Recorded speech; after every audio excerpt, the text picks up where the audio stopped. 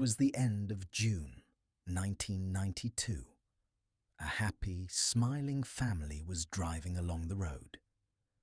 In the middle of their journey, due to the intense summer heat, the car's temperature suddenly rose and the engine began to overheat. The driver, who was the father of the family, was forced to pull over. As soon as he stepped out of the car to get water from the trunk and cool the radiator, he suddenly noticed something horrifying on the other side of the road. Lying in the dirt was the body of a young boy, with ants crawling over and feeding on his flesh. Terrified, the man quickly returned to the car and said to his wife and children, "Kids, listen carefully. Don't panic. I saw something outside. There's a body. Call the police immediately." Without wasting time, the family contacted the authorities, and officers quickly arrived at the scene. There, they discovered the body of a young boy who appeared to have been brutally murdered. He was wearing a t-shirt. His hands and feet were tied with rope, and part of his skull was cracked open. However, due to the marks around his neck, investigators suspected that the actual cause of death was suffocation. After a preliminary investigation at the scene, the lead investigator ordered the body to be transferred to the forensic department for identification and a more detailed examination. There were no identification documents found on the victim. It also appeared that at least 10 days had passed since his death, making identification extremely difficult. Parts of his face were missing, which only made the situation worse. This marked the beginning of a serious challenge for the investigators. At that stage, detectives began searching through missing persons reports, hoping to find a match that could give them a clue. Unfortunately, no one with similar characteristics had been reported missing. Then, exactly 2 days after the discovery of the body, an old-aged couple arrived at the police department.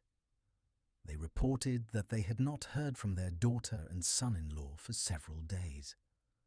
They had left their house without the slightest trace, and all 3 of their mobile phones were completely unreachable. The couple explained that at first they believed their daughter and son-in-law had gone abroad on a trip, which was why no one had heard from them. However, when 2 weeks passed without any news, they began to suspect that something was wrong. That was when they decided to file a missing persons report with the police. When the details of the missing child, along with the daughter and son-in-law of the elderly couple, were examined, a shocking discovery was made. The young boy whose body had recently been found was identified as Yasha, the grandson of the couple. This meant that Yasha's parents were likely connected to the case, or even victims themselves. Since Yasha was their son, the second possibility seemed far more likely. Once the police realized this, they immediately began searching for Yasha's parents. They learned that both of them worked for a pharmaceutical company, and the investigation intensified. Then, one day, right in the middle of the investigation, the police received a disturbing report. A burned body had been discovered near a dirt road, close to a mine. Detectives rushed to the scene. It did not take long before the body was identified as Ben, Yasha's father. However, his condition told a far darker story. His body had been completely burned, likely in an attempt to hide his identity. But despite this, investigators found evidence that revealed the truth. There were clear bullet wounds, 3 in total, on different parts of his body. It was obvious that he had been murdered before being set on fire. Additionally, fractures on various parts of Ben's skull suggested that he had struggled with his attacker before his death. With the discovery of this second body, the police became certain that the family had been targeted and brutally killed, most likely by one or more perpetrators. Now, only one person remained missing: Yasha's mother. No one knew what had happened to her. The very next day, a call was received at the intelligence department. The call came from an area near Abisk. The intelligence department received a report about a car that had been completely burned, with its occupant still inside. The vehicle had been found next to a highway near a remote village in an uninhabited area. When the investigators examined the scene, they confirmed something devastating. The body inside the car belonged to Yasha's mother. According to the investigations, it was possible that all of these murders had occurred on the same day. With the discovery of the third body, the police realized that the case was far more serious than they had initially believed. It became clear that the killer had likely acted according to a careful and premeditated plan. However, the exact motive remained unknown. According to Yasha's grandparents and neighbors, the family had been quiet and kept to themselves. They avoided conflict, and their circle of contacts was extremely limited. Most of their relatives and friends had emigrated, leaving them almost completely alone in that city. Despite continuous efforts, the police found no clear leads. The investigation went on. Detectives questioned neighbors, colleagues, and anyone who might have had even the slightest connection to the family. But after a full year of extensive investigation, they reached no conclusion. Eventually, the case went cold. 6 years passed. Then, unexpectedly, the case was reopened, thanks to a relative of the family. Ben's brother claimed that he suspected the family's tenant, Donald, might have been involved in the murders of Yasha and his family. Interestingly, Donald had already been questioned 6 years earlier. However, at that time, he appeared to be a religious and family-oriented man, and no one had seriously suspected him. As a result, he had continued living his life freely. Donald, who was 36 years old at the time, worked at a bank and had 2 children. Following this new suspicion, the police decided to reopen the case and conduct a more focused investigation into Donald's possible involvement. For this reason, both Donald and his wife were summoned to the intelligence department several times for questioning. Each time, however, they denied any involvement. They claimed they had no knowledge of the murders and did not know who could have committed such a crime. But as the investigation progressed, the police began to uncover evidence suggesting that Donald, in fact, have a connection to the murders. Because of this, the interrogations of Donald and his wife continued. Donald's wife's behavior and body language during the interrogation made it seem very likely that she had no involvement in the murders that had taken place 6 years earlier. It was even possible that she had been completely unaware of everything. However, the situation was entirely different in Donald's case. At first, Donald tried very hard to appear calm and composed in the interrogation room. But gradually, as the interrogator placed more evidence on the table, evidence suggesting his involvement, he began to lose control. His behavior changed, and eventually he started to act as if he was ready to confess. Donald finally spoke. He claimed that he himself had killed Yasha and his father, but insisted that he had never intended to do so. According to him, everything had happened suddenly, in the heat of the moment. He began to explain. On the day of the incident, June 19th, 6 years ago, around 10 a.m., Yasha came to our home and brought me a gift. At first, everything was normal. until he said something that shocked me. He told me, "My father said I should tell you that you need to vacate the home by the end of the month." I couldn't believe it. I thought he was joking. I had just renewed the lease a month earlier. Moving again would have been very difficult for me. Then I realized he was serious. It was hard for me to accept, especially hearing it from a child so directly. I felt pressure building inside me. I was nervous, but I tried to stay calm and not react. But it didn't help. He kept insisting. When I protested, he simply said, "That's how it is." At that moment, something changed in me. I became angry. Then suddenly he pushed me backwards. My mind went blank. I completely lost control. I stood up and pushed him back. He was also nervous, and within seconds we were fighting. He grabbed my throat and started pushing. I reacted without thinking. I pushed him hard, and we both fell. In that moment, I grabbed his throat and pressed as hard as I could. He struggled, but after a few moments, he stopped moving.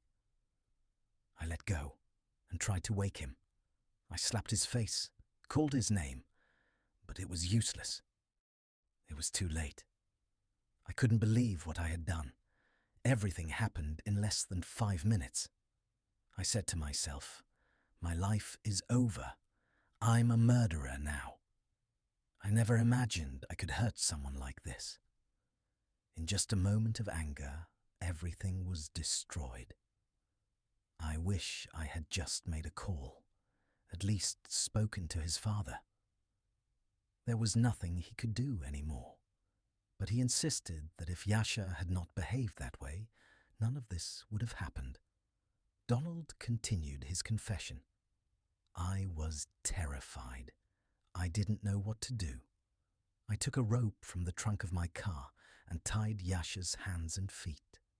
Then I placed his body in the trunk so I could think, so I could decide what to do next. I used Yasha's phone to call his father. As soon as he answered, he asked, "Why does Yasha have his phone with you?" I told him. "Something happened. We need to talk. Yasha had an accident. He's not well." After that, he agreed to meet me. I gave him the address of a hospital outside the city. According to Donald, Yasha's father followed him in his own car. While we were driving, I told him everything, calmly. I explained what had happened. I said, "This morning, your son disrespected me. We got into a fight. I didn't want this to happen, but it did. I killed your son." As soon as he heard those words, he lost control. He suddenly swerved the car and stopped on the side of the dirt road. I knew it would happen. After all, it was his son. At that moment, I got out of the car thinking about running away, but he attacked me. I had no choice. I just wanted to defend myself. I grabbed a large rock and struck him on the head. He collapsed. He was unconscious, but still breathing. I panicked. I got into his car and started driving. I didn't know what I was doing. I was completely confused. But suddenly, he regained consciousness. He grabbed my neck and we began to struggle inside the car. I lost control of the vehicle and it veered off the road. Our fight became more violent. I couldn't stop him. He was consumed by anger. I felt like I had no choice. I took out the gun I had with me, and I shot him. With both Yasha and his father dead, only one person remained, Yasha's mother. At that point, Donald made a decision that would seal the fate of the entire family. To avoid being exposed, he called Yasha's mother using Yasha's phone. Just as before, he lied. I told her that her husband had been in an accident and was at the hospital. I asked her to meet me so we could go there together. Shocked and worried, she agreed. According to Donald, she was suspicious at first. She questioned why he had her husband's phone and what he was doing with it, but he claimed that he managed to gain her trust through calm and convincing words. They agreed to meet at the Vada station, near the school where she worked as a teacher. She picked me up and we started driving. After a while, I told her everything. I told her what I had done to her son and to her husband. I knew it was impossible, but I still asked her to forgive me. She was overwhelmed with fear and rage. She grabbed her bag and started hitting me repeatedly in the head and face. I tried to calm her down, but it didn't work.